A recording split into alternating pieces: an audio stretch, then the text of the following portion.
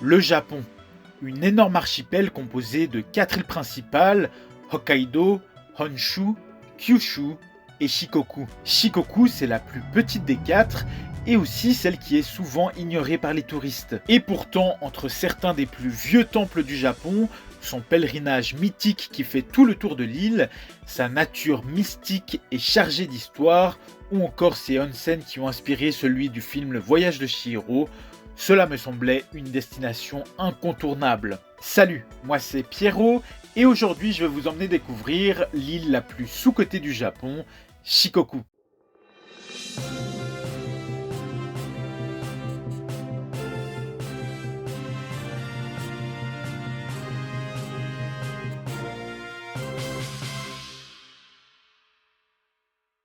Bonjour et bienvenue pour cette nouvelle aventure. Dans ma dernière vidéo, je vous avais laissé dans la ville de Wakayama après mes 1 mois de marche à travers la péninsule de Kii et je vous avais promis que le voyage continuerait sur l'île voisine à Shikoku. Au port de Wakayama, j'embarque donc à bord d'un ferry et quelques heures de traversée plus tard, je distingue enfin les côtes de Shikoku qui se dessinent au loin. Je débarque à Tokushima. Et durant le prochain mois, je vais me balader comme ça de ville en ville, avec pour objectif de faire le tour de l'île.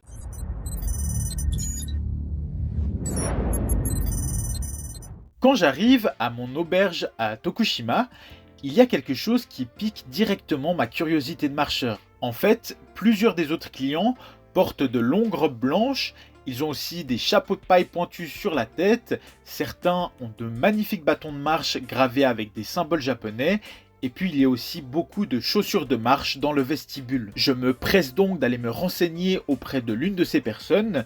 Elle m'apprend qu'en fait, ils sont en train de faire le pèlerinage des 88 temples de Shikoku. Alors pour ceux qui ont vu ma dernière vidéo, vous le savez, à ce moment-là, j'étais blessé au dos. Je ne pouvais donc pas entreprendre moi-même ce pèlerinage.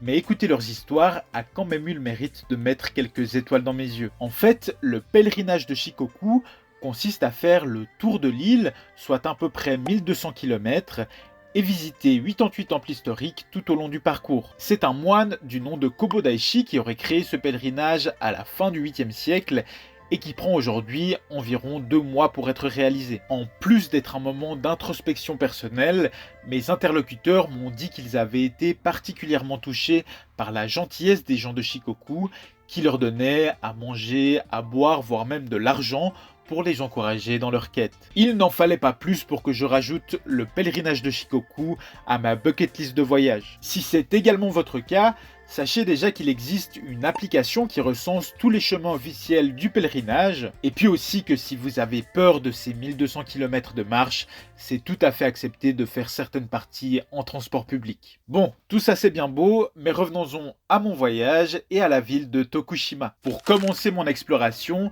je vais simplement me dégourdir les jambes et escalader le mont Bizan qui surplombe la ville. Durant l'ascension, j'ai rencontré un japonais qui est venu de lui-même me poser plein de questions sur qui j'étais et ce que je faisais là. Et dans l'ensemble, je dois dire que j'ai trouvé que les habitants de Shikoku étaient particulièrement chaleureux et accueillants par rapport à d'autres parties du Japon que j'ai pu visiter. Une fois redescendu de ma montagne, je vais prendre un bus pendant environ 45 minutes pour aller dans l'un des endroits qui m'intriguait le plus autour de Tokushima. Je vais voir Naruto. Je parle de la ville de Naruto, bien sûr. Le point d'intérêt principal de Naruto, c'est son pont suspendu d'une longueur de 1,6 km. Ce monstre d'acier permet de relier l'île de Shikoku à celle de Honshu, et notamment à la ville de Kobe. Mais nous, ce qui va nous intéresser, ce sera pas de le traverser, mais plutôt d'aller voir ce qui se passe en dessous. Je m'explique. Vous voyez ces remous dans la mer là, juste en dessous? Eh bien, c'est un phénomène naturel unique au monde qui se crée à cause des marées et de la rencontre entre l'océan Pacifique et la mer de Seto qui borde Shikoku. Le choc entre ces deux puissances forme des tourbillons que l'on appelle en japonais Naruto. Tout est lié. Et pour ceux qui connaissent ce symbole, vous savez maintenant d'où il tire son inspiration. Pour aller voir les Naruto, 2 options s'offrent à nous. Soit faire une petite excursion en bateau pour aller les voir au plus proche, mais c'est aussi ce qui coûte le plus cher. Soit comme moi, en empruntant la passerelle qui se trouve sous le pont pour avoir une vue panoramique.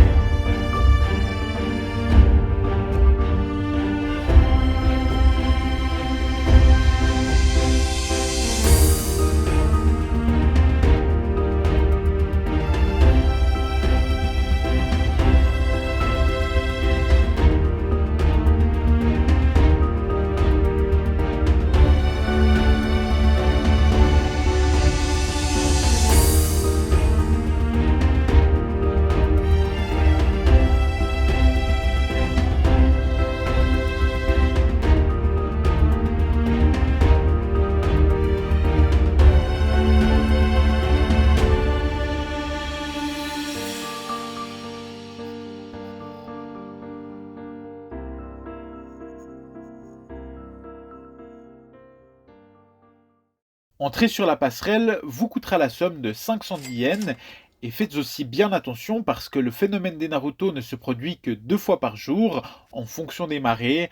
Renseignez-vous donc bien avant de partir. Bon, après ces quelques premiers jours à Tokushima, j'ai déjà envie d'aller découvrir d'autres endroits à Shikoku. Je sais que j'aurais aussi pu vous parler du festival Awa Odori qui se déroule chaque année au mois d'août à Tokushima, ou encore des ateliers de teinturiers qui sont spécialisés dans la création de la couleur indigo, qui sont tous deux des symboles forts de cette région. Mais bon, il y avait tellement de choses que je voulais voir sur cette île que j'ai été obligé de faire des choix. Je prends donc un bus pour le nord de Shikoku et la grande ville de Takamatsu.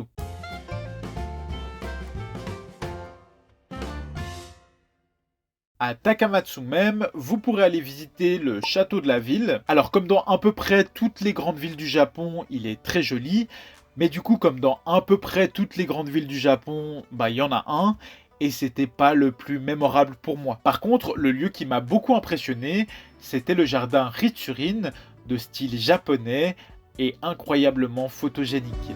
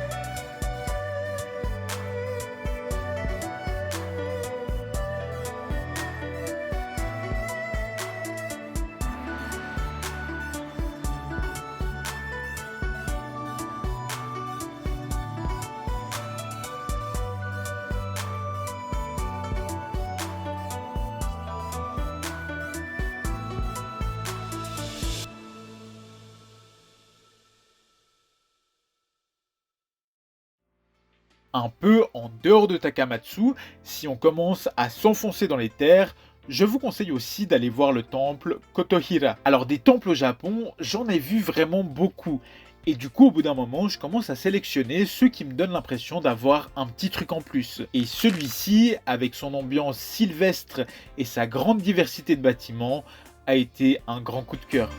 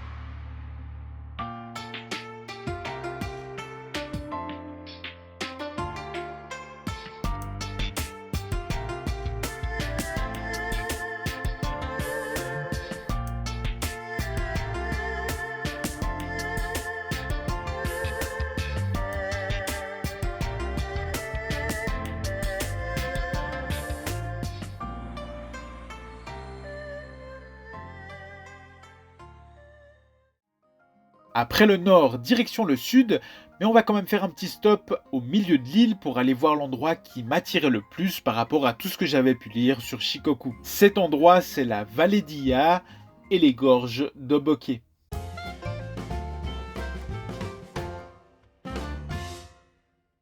Alors c'est tout simplement les plus beaux endroits que j'ai pu voir à Shikoku et ils rentrent facilement dans mon top 5 du Japon. Voilà, j'ai pas grand chose à dire de plus, juste regardez les images.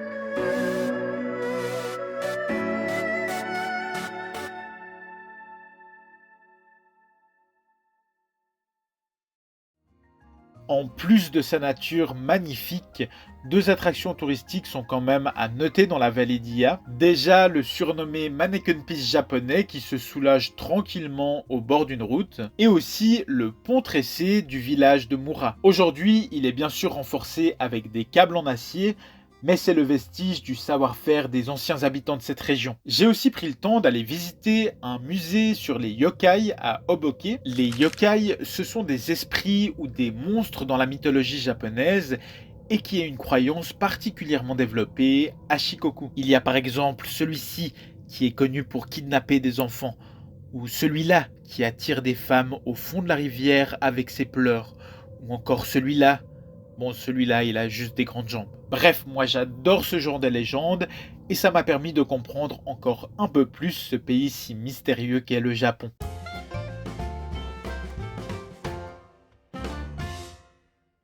Alors, pour être très honnête, le sud de Shikoku, j'y ai pas passé énormément de temps. J'étais un peu obligé de passer par là parce que à Shikoku, il n'y a pas énormément d'options de transport. Les grandes villes se trouvent sur les côtes de l'île.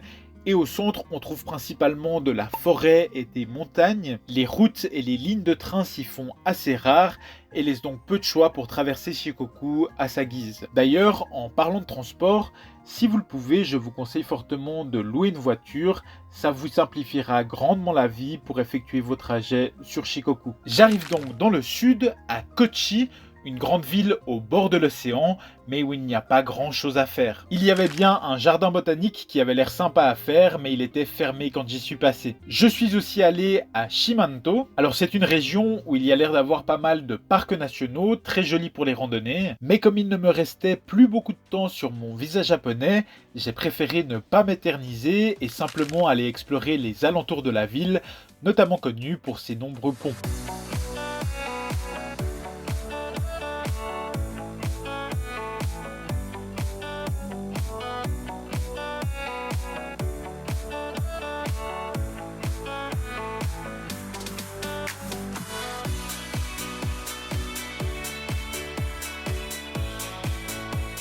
La plupart des activités que j'avais encore envie de faire à Shikoku, elles se trouvaient à l'est de l'île. Je n'ai donc pas perdu plus de temps que ça et continue mon voyage dans cette direction.